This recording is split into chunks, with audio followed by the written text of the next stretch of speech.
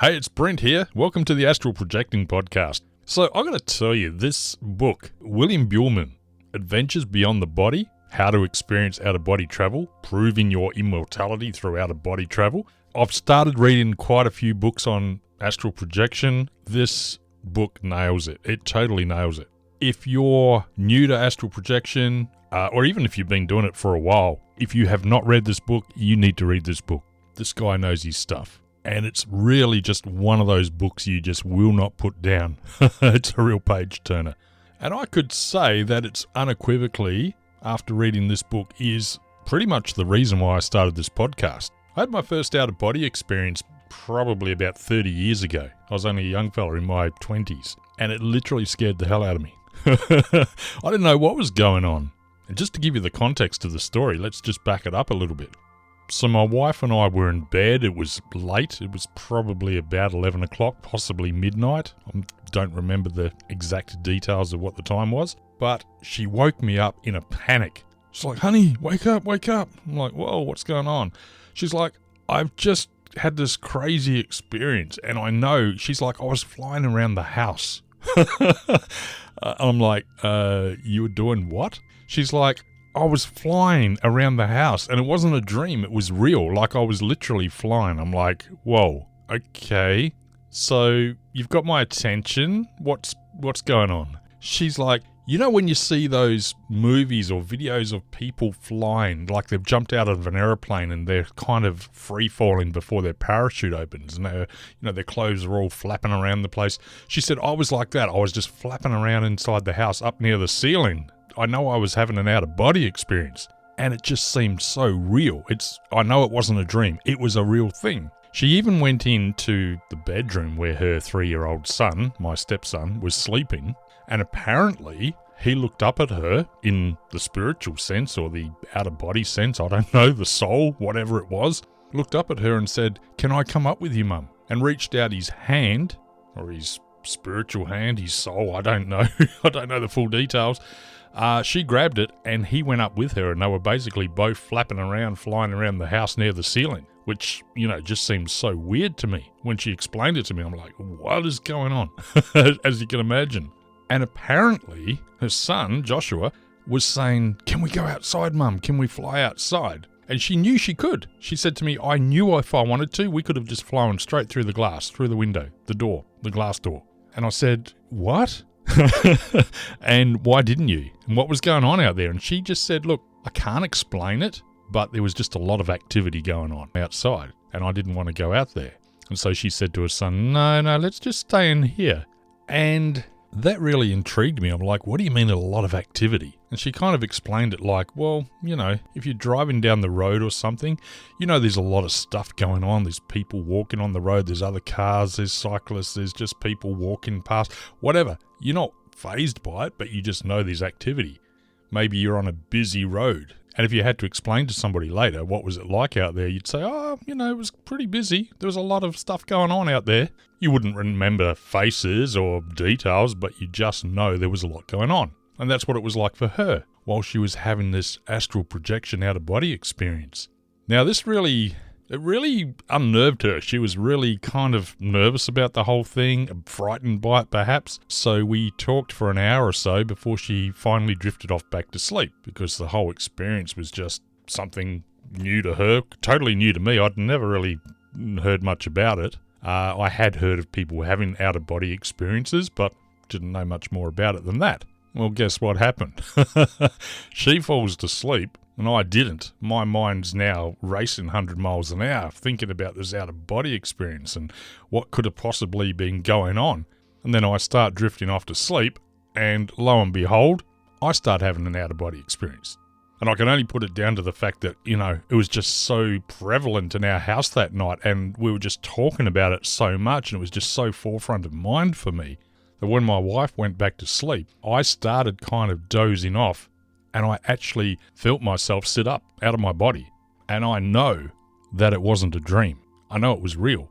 I know that my soul, my spirit, whatever, was leaving my body. There was two of me at that time. The one that was laying down flat on the bed on my back, and the one that was kind of sitting up half in and half out of my body.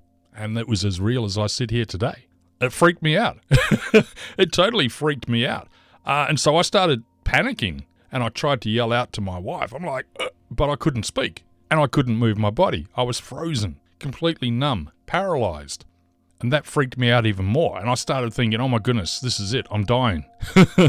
I'm having a stroke or a heart attack or something. My body's paralyzed. I can't speak. My spirit is leaving my body. Is this it? Is this the end? Is this how it ends? So yeah, I thought I was dying. Now bearing in mind, this was about 30 years ago. And I knew nothing about astral projection or out-of-body experiences. I'd heard about near-death experiences, and I'd heard stories of people that had left their body when they had died on the operating table or in an accident, and then when they were brought back to life, they talked about the bright white lights and all those sorts of things. So for me, I thought this was just something that happened when people were basically dead. So as you can appreciate, I thought I was dead or dying. So the whole concept of the thing at the time really scared me. But I just knew, or I believed, after doing it this one time, as in sitting up out of my body, I thought, I reckon I could do that any time I wanted to. I believe that I could bring that on if I wanted to. I just didn't want to. And I kind of liken it to one of those, those holographic paintings where you stand there and you can stare at this thing for hours or days and you just cannot see anything except squiggly lines. But when you actually see the picture, what it's supposed to be, you can't unsee it. Now you can just walk up to it and look at it from any angle and you can see exactly what the picture is. And to me, that's kind of how this out-of-body experience was. It was like, okay, I sat up out of my body. My soul left my body, and I know how to do it now. But I just didn't want to play around with it. I thought it was something evil, potentially satanic.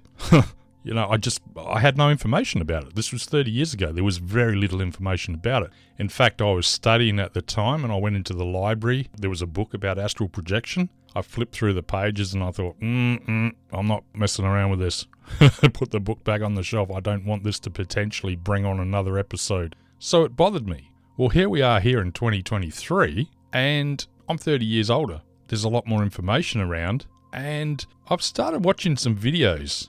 I saw a lot of ads on that Gaia channel, which is all about alternative medicine and healing and all that kind of stuff. And I saw these ads coming up on my YouTube channel and I thought, I'm going to check some of this stuff out. I signed up for a subscription to the channel and up came all these videos about astral projection. That's not what the whole channel is about, but that's some of the videos that came up in my feed. And I just remember thinking, yeah, astral projection. Yeah, that's right, the whole out-of-body experience thing. And I was intrigued. I was curious. So I watched a couple and it was really actually interesting. I found it very interesting. And as I dug into some of these videos, I'm starting to think, wow, this is actually really cool. This is something that I wouldn't mind doing. Now there's more information about it. I'm thinking a lot of these people are saying that it's safe. It's very real. It's something that we all do. We just maybe not aware of it. And there was some pretty switched on, bright people talking about it. This is not some kind of new age hippie thing or some kind of esoteric thing. It was real. And then I started taking down some notes and some names of some of the more prominent people in the field of astral projection. And of course, one of the big names that kept coming up was, talking about the Monroe Institute. And some of the people from that, of course, Robert Monroe himself, who had actually written a couple of books about out-of-body experiences. And then I kept seeing the name William Buhlman come up. And I'm like, yeah, this guy sounds like he knows his stuff. So I bought a couple of his books. The Secret of the Soul, Higher Self Now, Adventures in the Afterlife, Beyond the Astral, Metaphysical Short Stories. And the one that I'm currently reading, Adventures Beyond the Body, How to Experience Out-of-Body Travel. I've got to tell you, this has really opened my eyes. This has been a real pivot point in my journey, I guess, for want of a better word. Because I'm back on the journey. I'm now, after reading this book, it's not a question to me, is astral projection real? Is astral projection something we should be doing or messing around with? I'm now thinking unequivocally, it is real. It's not a question of is it real or it isn't. It is. There is undeniable factual evidence backed by scientific evidence. There are millions of people every year having out-of-body experiences, And people like William Buhlman have documented and made some case studies from those who have astral traveled. So I've come to realize this is no pie in the sky stuff. This is actually something really exciting that we all have the potential to experience, and potentially we all should. This is part of the reason why I've put this podcast together, because I'm fascinated by it now. There was a time I was scared by it. I was nervous to try it. I'm now thinking I've wasted 30 years of missed opportunity where I could have had some amazing out-of-body journeys.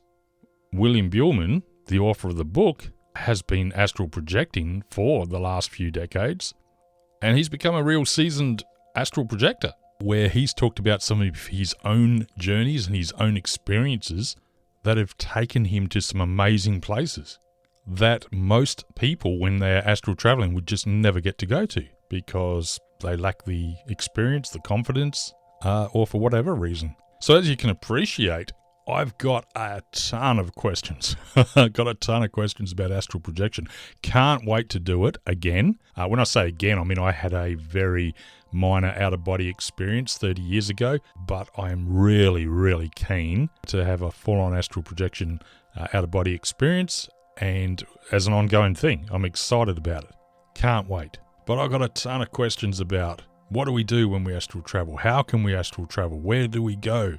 Is it safe? Are there potential issues? Now, all these crazy ideas that I used to have in my mind about, we're connected by this white or silver cord, and potentially if we leave our body, we can be possessed by an evil spirit, or we can sever the cord and not make it back, and we could die during our experience.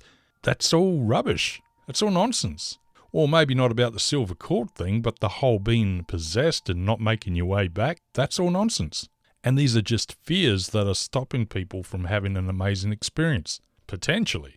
I used to think that potentially you're going to run into entities that you don't want to, run into in the astral plane.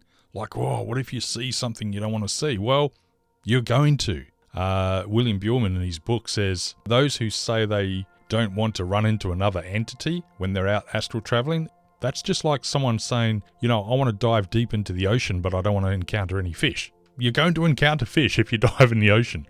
If you journey out into the astral world or the astral plane, you are going to bump into entities. So how do we deal with that?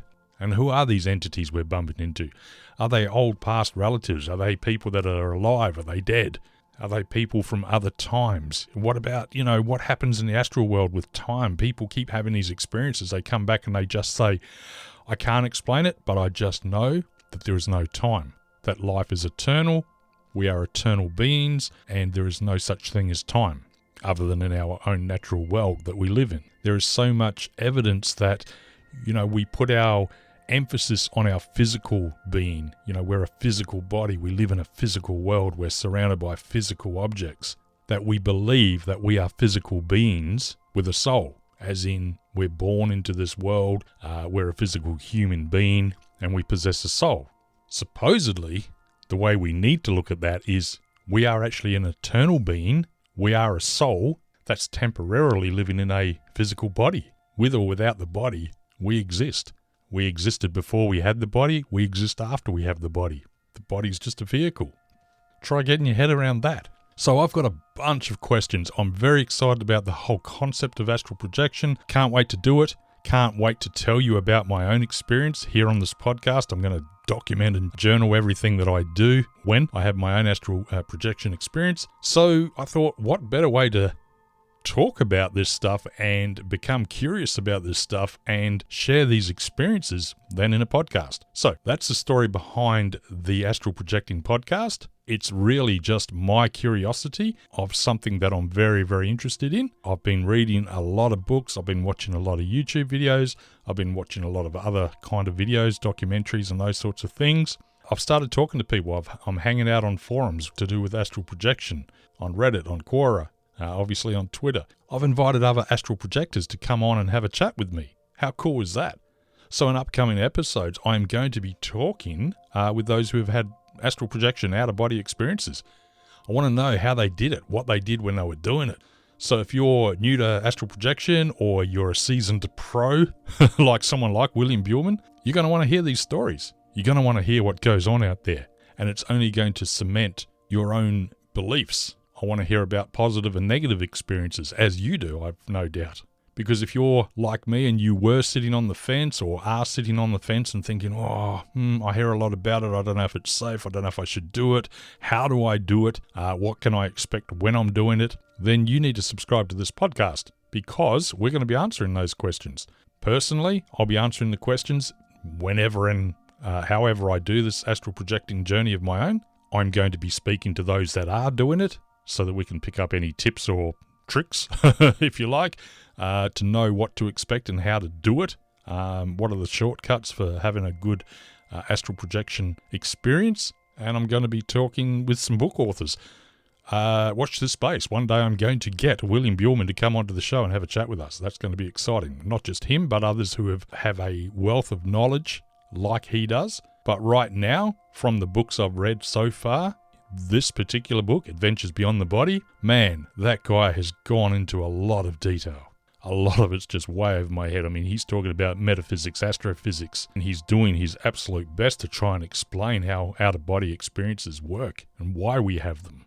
He's got a lot of knowledge in this area. So absolutely head over to Amazon and grab a copy of that book because that's going to take your astral projection knowledge to the next level.